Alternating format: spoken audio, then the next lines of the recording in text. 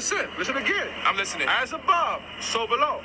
They had to watch the stars in order to line up the pyramids, like you said. Yeah. So who created the stars and the moon? The sun created the stars and the moon. The sun created the stars and the Yes. moon. He asked me who created the stars and the moon. All right? Right. I'm going to give him an answer. Go ahead. The sun is responsible for all the celestial bodies outside of it. Wrong. Now, this is why the ancient... How so? I'm going to...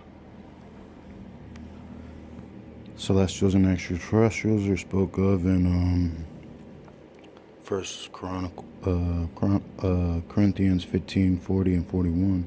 To a transition of 550 million tons of helium, and the other 4 million tons get hurled off into space and caught into the orbit of the sun, thus forming an elliptical orbit, meaning not a perfectly circular orbit, but a wildly shaped orbit, and after a while it cools off and in turn becomes a planet or a rock, meteor, asteroid, any one of This is which. that bugged So out the shit. 554 million tons of hydrogen make a transition to 550 million tons of helium, and the 4 million tons doesn't get add hurled up off with into scriptures. space, called electrical storms, caught in the magnetism of the sun, and thus forming another celestial body. So when you ask, Fucking crazy. what created the sun?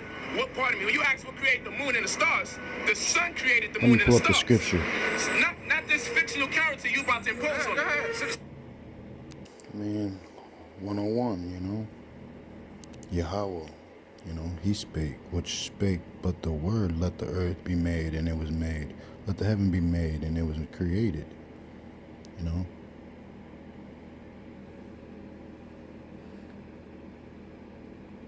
Yep, Bell of the Dragon 1 of 5, who answered and said, because I mean that worship idols made with hands, but the living God, Yahweh, who hath created the heaven and the earth, and has